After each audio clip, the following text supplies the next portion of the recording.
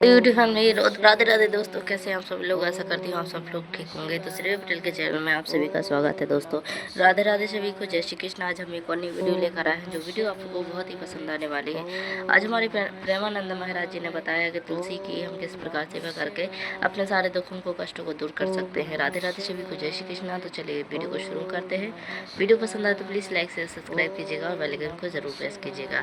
तो चलिए वीडियो को शुरू करते हुए जानते हैं कि हमारे प्रेमानंद महाराज जी ने क्या बात बताई है। बहुत जल्दी श्री कृष्ण की प्राप्ति कराने में समर्थ हैं श्री तुलसी महारानी जी। प्रिया जी का बताया हुआ उपाय श्री वृंदा सखी, ये वृंदावन की अधिष्ठात्री देवी हैं। ये वृंदावन की पूरी व्यवस्था को देखती हैं। प्यारे जो के नित्य केली की व्यवस्था करती हैं और इनकी कृपा के बिना कोई वृंदावन में प्रवेश नहीं कर सकता। ये हमारी प्यारी जो की प्रिय सखी वृंदा सखी श्री तुलसी महारानी जी। चंद्रानना सखी ने कहा, ये परम सौभाग्यदम राधे महापुण्यम वरप्रदम श्री कृष्ण श्यापि लब्ध्यर्थम उनका तुलसी सेवनम मतम। मेरे मत में यदि तुलसी जी की सेवा की जाए, तुलसी जी का यदि स्पर्श हो जाता है, तुलसी जी का नाम कीर्तन किया जाता है, तुलसी जी को प्रणाम किया जाता है, तुलसी जी का वृक्ष लगाया जाता है, तुलसी जी को जल अर्पित किया जाता है और तुलसी दल से नित्य भगवत सेवा की जाए, बहुत जल्दी श्री कृष्ण प्रसन्न हो जाते हैं। प्रतिदिन जो तुलसी जी की भक्ति करता है, तुलसी का पौधा रोप करके तुलसी जी का सिंचन करना, तुलसी जी को तिलक लगाना, तुलसी जी को माला पहनाना, तुलसी जी की परिक्रमा करना, तुलसी जी को प्रणाम करना, वो कोटि सहस्त्र युगों तक ऐसा महान सुकृत होता है कि भगवान श्री कृष्ण के नित्य समीप रहता है जो तुलसी जी की सेवा करता है। जब तक मनुष्य की लगाई हुई तुलसी की शाखा प्रशाखा, बीज, पुष्प, सुंदर दल से तुलसी जी सुशोभित होती है, तब तक हजारों कल्पों में श्री हरिधाम में रहते हुए उसका कभी पुण्य नष्ट नहीं होता। जैसे एक दिन 1000 कल्प, 2 दिन 2000 कल्प वो भगवान के नित्य धाम में महान सुकृत के बल से भगवत धाम में रहेगा, जो तुलसी जी का पक्का मान लीजिए। जब स्वयं में थे तो तुलसी जी रोपण करके तुलसी जी का एक वन लगाया और रोज नवीन नवीन मंजरी तुलसी दल लेकर प्रभु के चरणों में, कहीं न कहीं तुलसी जी की कृपा हुई। वृंदावन, ये वृंदा अधिष्ठात्री देवी वृंदावन की है, इनकी कृपा के बिना। हे चंद्रादने, संपूर्ण पत्रों और पुष्पों को जो उतार करके सम्मान पूर्वक पहले प्रार्थना करनी चाहिए। हे वृंदा देवी, हे तुलसी जी, भगवान श्री हरि की पूजा के लिए या प्रियाजू की पूजा के लिए हम आपके कुछ मंजरी, कुछ दल लेकर के सेवा करना चाहते हैं, आप कृपा करके मुझे दीजिए। और फिर उतार लें, ऐसे नोचना नहीं, बहुत सम्मान से, बहुत प्यार से, तो तुलसी जी प्रसन्न होते हैं। जो मनुष्य तुलसी दल से श्री हरि की पूजा करता है, कोई भी पाप उसका स्पर्श नहीं कर सकता। पूर्व में किया हुआ कोई भी पाप उसको दंड नहीं मिलेगा, जो तुलसी जी की आराधना नित्य करता है। अब इतना जल भी ना चढ़ा दे, माल पुण्य हो जाए और तुलसी जी अंतर ध्यान, अनुकूल जल, जैसे मान लो गमले पे हैं तो इतना बड़ा तांबे का रोज उससे चढ़ा, अब भर के लोटा चढ़ा दोगे 2-4 दिन में अंतर ध्यान हो जाएंगे तुलसी जी। बहुत विवेक से जरूरत है, मतलब भारी पुण्य होगा। अब इतना बड़ा लोटा रोज जल चढ़ाओगे तो 2-4 दिन में पीली होके अंतर ध्यान हो जाएंगे। इतना जल, अनुकूल जल चाहिए। एक तांबे का छोटा सा लिया, ऐसे रोज डालो, उसमें कोई फर्क नहीं, और गमला उठाकर धूप में विराजमान करो। सेवा का मतलब क्या है? जो तुलसी जी को जल अर्पित करके तुलसी जी की सेवा करता है, हरि चिंतन करता, कभी कोई पाप उसका स्पर्श नहीं कर सकता। 100 भार सोना, 400 भार चांदी का जो दान करने का फल होता है, वो एक तुलसी दल उतार, जो अपने द्वारा लगाई हुई तुलसी दल, वो हरि के चरणों में अर्पित करो। ये 100 भार सोना और चांदी बराबरी नहीं हो सकती। कितना महत्व है। जो रोज तुलसी दल चयन कर, द्वादशी को ना चयन करे, द्वादशी को मतलब बहुत बड़ा अपराध लगता है तुलसी दल का, इस मतलब तुलसी के वृक्ष का भी स्पर्श ना करे। प्रणाम नमस्कार दूर से, एक भी दल नहीं टूटना चाहिए द्वादशी को। ऐसा हमने महापुरुषों से सुना है कि मंजरी और पत्र उतारना ये ठीक नहीं, बिल्कुल नहीं ठीक है। ब्रह्म हत्या का फल लगता है, अगर जो पाप लगता है अगर कोई द्वादशी को तुलसी चयन, बहुत सावधानी से। जिसके घर में तुलसी का बगीचा होता है, कई पौधे होते हैं, उसको कहीं तीर्थ जाने की जरूरत नहीं, उसका घर तीर्थ है जिसके घर में तुलसी के पौधे हैं। और यमराज कभी उस घर में किसी भी मरने वाले को लेने नहीं आएंगे जिसके घर में तुलसी। लगा लो भैया तुलसी लगा लो घर में, काहे कोई यमराज को आने दोगे? सबके घर में तुलसी। कितना सुंदर पहले था, घर में आंगन होते थे, आंगन में एक बहुत बड़ा, और फिर उसमें तुलसी जी, और फिर उसमें 2-4 नर्मदेश्वर और शालिग्राम ऐसे, और फिर घर का हर व्यक्ति जल चढ़ाना, प्रणाम करना, नमस्कार करना, 4 पर। कितनी पवित्र पद्धतियां हमारी थी। जब रसोई बने पहली गाय के लिए, फिर कुछ पक्षियों के लिए, फिर कोई संत महात्मा, कोई भिक्षु, ऐसा कितना पवित्र व्यवहार। यहाँ जैसे हमने देखा है, ये रसोई बन रही ना, तो धुआं नहीं खत्म होने पाता, वो ही सब अपवित्र किए हुए हैं, राक्षसी बुद्धि आती चली जा रही। तुलसी जी, ये भागवती को वस्तु हमें लगता है बालकनी तो होती है, बढ़िया बालकनी में एक ऐसा उठाने धरने वाला स्टैंड लोहे का रखो कि तुलसी जी को विराजमान कर दो। जिसके घर में तुलसी जी विराजमान होती है उसके घर में यमराज कभी नहीं जाते। जो तुलसी जी का सेवन करता है उसकी सारी कामनाएं तुलसी जी पूर्ण कर देती है। तुलसी जी को लगाना, तुलसी जी का पालन करना, तुलसी जी को सिंचन करना, तुलसी जी का दर्शन करना, तुलसी जी का स्पर्श करना, मनुष्य के द्वारा जो मन, वाणी और शरीर से पाप हो गए सबको तुलसी महारानी क्षमा कर देती है, दग्ध कर देती है। पुष्कर आदि तीर्थ, गंगा आदि परम पावन नदियां, ये सब जो स्नान आदि अवगाहन आदि करने का फल देते हैं, वो केवल तुलसी जी घर में विराजमान है उसको फल मिल जाएगा। कितने बढ़िया। जो तुलसी जी की नवीन मंजरी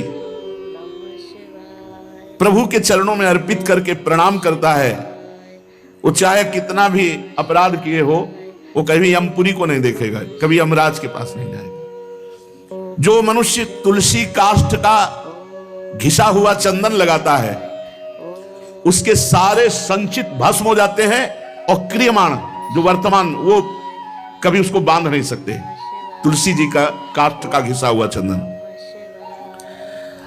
जिसके घर में तुलसी की छाया होती है वहां पितरों को अपने आप कल्याण प्राप्त हो जाता है। जो श्राद्ध करने से लाभ मिलता है पितरों को, घर में तुलसी लगा के, जो तुलसी की छाया बड़ा पितरों को तृप्ति मिलती है। चतुर्भुज ब्रह्मा जी सारंग धनवा श्री हरि के महामहिम स्वरूप की अनुभूति करने के लिए भी कहा है कि तुलसी जी का महान महात्म्य, अगर तुलसी जी का सेवन करे तो भगवान श्री हरि की महिमा को जान जाएगा। स्त्री हो या पुरुष, पुरुष नपुंसक नारीवा जीव चराचर कोय, सर्व भाव भज कपट तज मोहि परम प्रिय सोय। शरीर वर्दी है, हमारी पोशाक है, हम सब एक हैं, आत्मस्वरूप है, कुछ अलग नहीं है। शरीर केवल पांच भौतिक है तो सबका पांच भौतिक है, उसमें चिन्ह है स्त्री पुरुष के, बस। इसके लिए भगवान की आराधना निषेध थोड़ी है। जो स्त्री या पुरुष श्री तुलसी जी के काष्ठ के मन के बना के, जैसे छोटी कंठी या बड़ी माला धारण करता है, श्री कृष्ण उसके बस में हो जाते हैं। यह है तुलसी जी की महिमा। परम सुहाग श्री कृष्ण मिल जाते हैं, और कौन सी भी हमें उपलब्धि चाहिए। हे गोपनंदिनी, तुलसी जी का सेवन करने से श्री कृष्ण वश में हो जाते हैं। जो तुलसी की माला से नाम जप करता है, काउंटर वाली बात तो स्मृति के लिए भाई है, हम निषेध नहीं करते, नहीं बहुतों के भजन बंद हो जाएंगे, पर हम इतनी महिमा जरूर बता देते हैं कि तुलसी माला से जो नाम जप किया जाता है उससे आध्यात्मिक सिद्धि बहुत जल्दी होती है। गुरुदेव भगवान कहते जो अंगुलियों से रगड़ होती है मन का से, उसमें आध्यात्मिक ऊर्जा शक्ति तुलसी माला से। प्लास्टिक पर भाई करो, निषेध नहीं कह रहे बंद हो जाएगा, वो भी राधा राधा कहना, वो हमें बंद नहीं करना। हम कह रहे तुम जैसे बने वैसे करो, लेकिन माला का बहुत बड़ा प्रभाव है। तुलसी परम पवित्र भगवान श्री हरि की प्रिया, और उनके काष्ठ को जब हम ऐसे ऐसे नाम के साथ, तो विशेष ऊर्जा शक्ति, आध्यात्मिक शक्ति हमें जागृत होती है। हो सके जिनको ऐसा बन सके तो छोटी एक वो आती है सुमिरनी, उसको रख लो, अपनी जेब में रख लो, उससे करो। और नहीं है तो भैया तुम इसी से करो, नाम जप करो, भाव को भाव न खालसो, नाम जपत मंगल दिस दसो। सुंदर सुंदर तुलसी जी के वृक्षों के समीप बैठ करके जो अनुष्ठान किया जाए वो बहुत लाभदायक। श्रीमद् भागवत का, गोपाल सहस्त्र नाम का कोई भी पाठ तुलसी जी के समीप विराजमान करके किया जाए। आचार्य को बुला करके तुलसी पूजन करना चाहिए। विविध प्रकार के अनुष्ठान, अरे तभी तो सब मंगल होता है। पहले था, हमने देखा है, 4 बजे माताजी दरवाजे के सामने लीपती, रोज का काम। जो पुराने घरों में देहरी के आगे आके 4 बजे लीप करके वहां अपना चौक पूर के दीपक जला, क्या पवित्रताएं थी, क्या मंगल था। जब किसी को निमंत्रण दिया जाता था सबके पैर धोए जाते थे, सुंदर बिछौना बिछा करके और उसमें बैठकर पत्तल और रज के सकोरा कुल्हड़ ऐसे भोजन पाया। कितना पवित्रता, जो हमारी पूर्व पवित्रता थी, धोती कुर्ता चोटी पवित्रता। मान लो अगर बाहर जा रहे तो पैजामा कुर्ता, ऐसे बहुत पवित्र पोशाकें थी, पवित्र आचरण थे, पवित्र खान पान था। घर में जाओ तो एक पवित्रता, एक किसी भी घर में ऐसा नहीं था कि देव मूर्ति न विराजमान हो, किसी भी घर में ऐसा नहीं था तुलसी जी विराजमान न हो, 1-2 गाय जरूर होती थी, पवित्रता। अब तो बड़ा विचित्र, भारतीय गौएं जो श्वेत रंग की, जो अरुण रंग की, जो सींग वाली हैं, वो उनका आप दुग्ध देखिए, दूह कर रख दीजिए, स्वर्णिम कांति छाई मिलेगी। ये हमारी भारतीय पद्धति है, हविष्यान्न, इससे देवताओं का, भगवान का, सबका अभिषेक पूजन होता है। शुद्ध गाय जो हमारी भारतीय है, तीला है उसके जैसे निकला हुआ, वो भगवान ने सेवा की है। हमारे गोविंद भगवान का नाम ही गोविंद, गौओं के इंद्र। भगवान सुबह से निकल जाते थे, शाम तक गौओं को चराते थे। बड़ा असत्य और सत्य का विवेक होने पर साधक को संसार की तरफ से वैराग्य होने लगता है और उसका भजन पुष्ट होने लगता है। और जहां भजन पुष्ट हुआ तो नित्य निरंतर अपने चित्त में भगवान वासुदेव को देखने लगता। चित्त के अधिष्ठात्र देवता भगवान श्री कृष्ण है, वासुदेव। जब चित्त शुद्ध हो जाता है, उसकी पहचान है, न कोई अपना लगता है न कोई पराया लगता है, सब भगवत स्वरूप लगते हैं। अपना पराया का भेद मिट जाता है। जब चित्त शुद्ध होता है तो किसी भी पदार्थ के भोगने की इच्छा उसमें नहीं रह जाती। जब चित्त शुद्ध होता है तो उसका अनुराग केवल परमात्मा और महात्मा में होता है, पूरे संसार में कहीं होता ही नहीं। ये चित्त शुद्धि का लक्षण है। चित्त शुद्धि का उपाय विवेक और निरंतर नाम जप। चित्त शुद्धि का लक्षण राग द्वेष का अभाव, ना कोई अपना ना कोई पराया, और किसी भी विषय भोगने की इच्छा ही नहीं, आसक्ति तो सिर्फ परमात्मा में या महात्मा में। ये राग द्वेष किसे कहते हैं महाराज?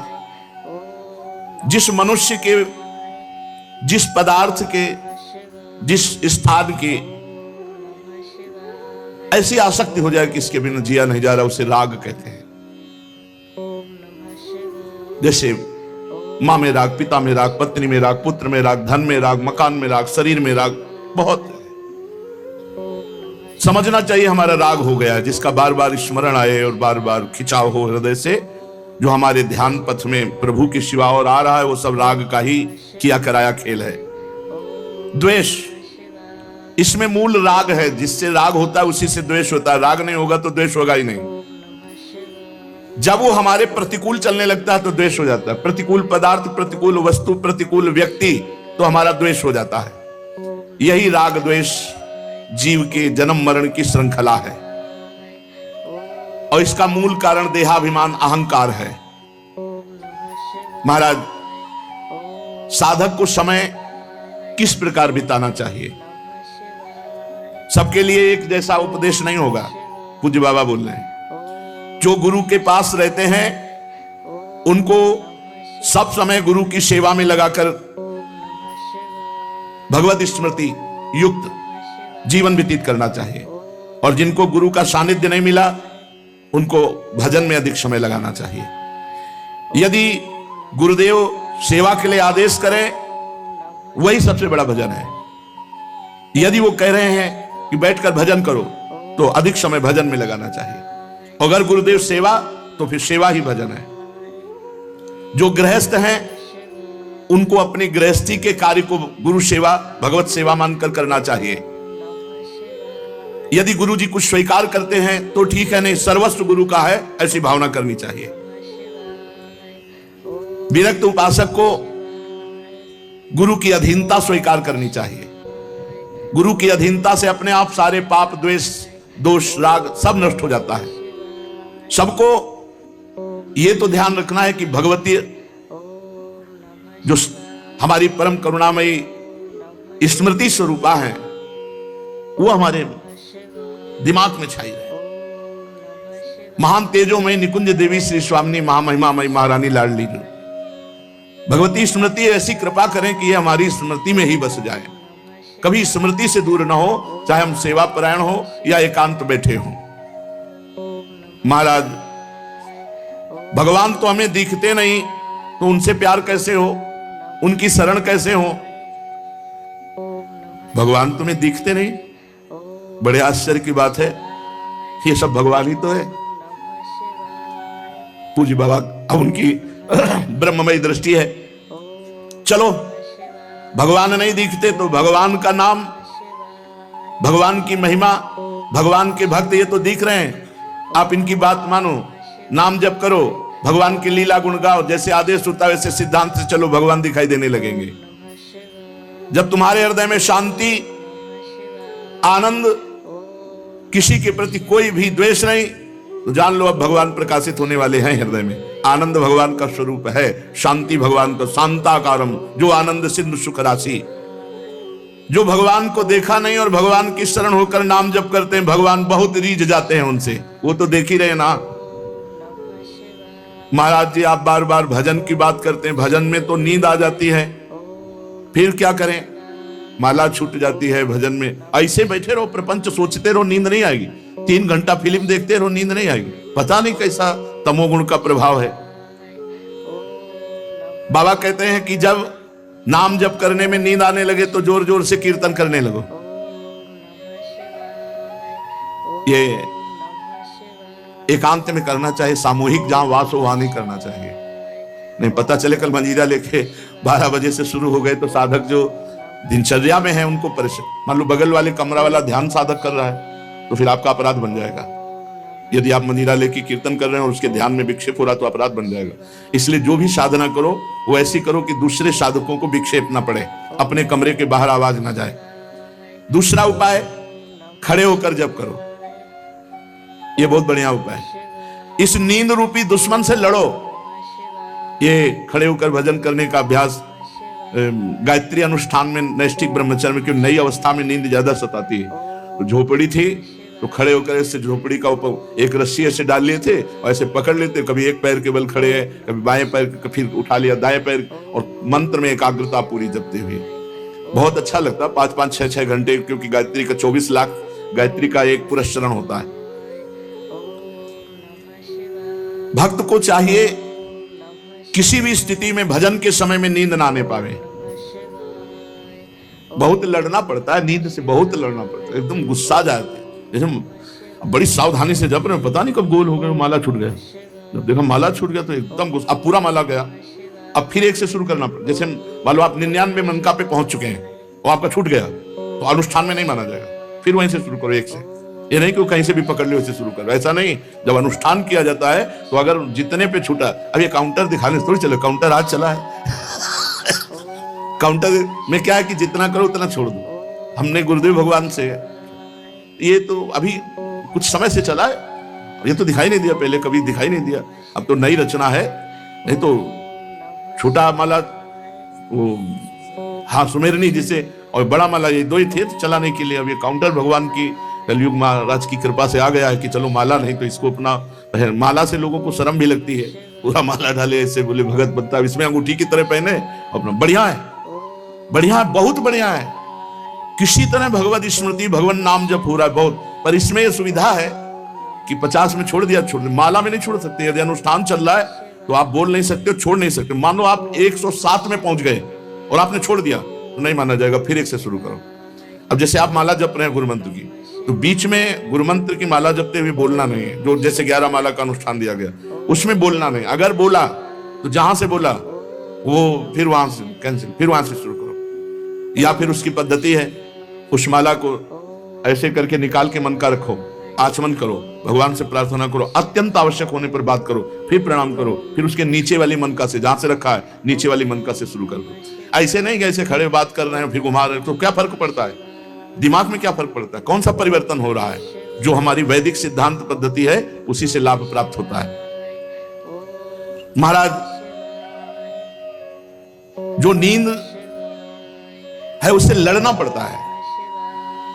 भजन करना बहुत ऊंची बात है, इसलिए हमको खड़े हो जाना पड़े, टहलना पड़े, हमें नाम जप करना, हमें मंत्र जप करना, उस समय नींद नहीं आनी चाहिए। अभ्यास बहुत बड़ी ताकत होती है। आंख मूंद के ठीक लक्ष्य पे गोली मार दे जिसका अभ्यास है, और अपने अभ्यास नहीं किए तो कुछ नहीं होने वाला। अभ्यास योग युक्तेन चेतसा नान्यगामिना, आज भी वही दिनचर्या है जो बाल्यावस्था से गुरुजनों ने सिखाई थी, वैसी दिनचर्या।